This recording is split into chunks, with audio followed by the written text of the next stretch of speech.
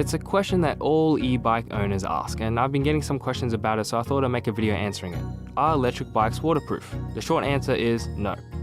A Rolex Deep Sea is waterproof, but an e-bike is not. You can submerge a Rolex in water and it'll be fine, but e-bikes will suffer some serious damages. There's a misconception that electric bikes and, well, even watches are waterproof. Now for watches this is somewhat true, however to a certain degree. But for e-bikes this is not true at all. What?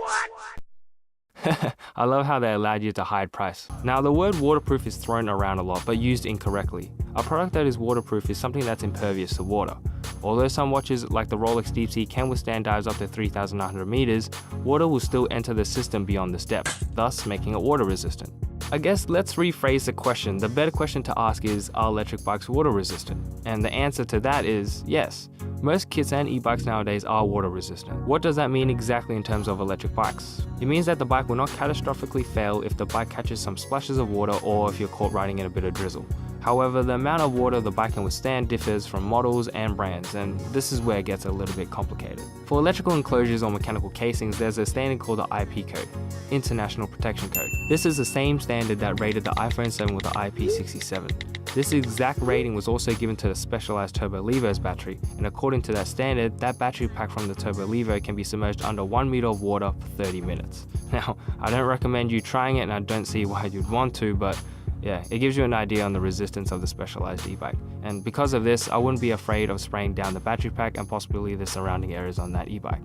With that being said, I would not spray directly into the LCD display and the thumb controllers. These electrical components are not as robust and would suffer water damage. This makes the whole water resistance issue a little bit more complicated as different components possess different ratings. Now, I've never personally ridden in the rain or wet on my e-bike, all thanks to the Aussie climate. However, I have met and been told by numerous people that have.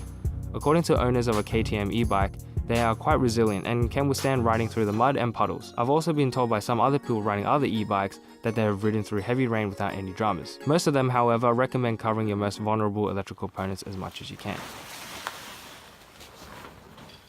Jokes aside, these include the controller, the LCD meter, and other controllers on the handlebars. The motor and battery are usually left bare and seem to hold up, and I don't see how you would cover the motor even if you wanted to. But you can see here I use a plastic bag or even a Ziploc bag just to provide some sort of protection to the display meter and the thumb controller. Now, I also definitely recommend covering the extra cables with caps provided by the manufacturer. When plugged, these cables are generally quite water resistant. However, if you leave them open, they're going to suffer some damages. Now, I may or may not make a video on how to prepare your e-bike for the rain or wet rides. We'll see how the response on this video goes, but I might do that in the future. So even with all that being said, I think the best thing to do is simply ask the manufacturer. They have designed and built the e-bike and know it inside and out, so they would know what it's capable of. Obviously, a lot of companies will say that the e-bike can be ridden in the rain, but not recommended. And I would agree with them and try to refrain from riding in the downpour. But if you seriously need to commute and you know it rains a fair bit where you live, I definitely suggest that you invest in a bike that a company 100% guarantees you can ride in the rain with. It just prevents unforeseen issues and saves you the trouble, and if something did go wrong, you can usually claim it on warranty. Although, I also recommend checking that before you purchase the e-bike.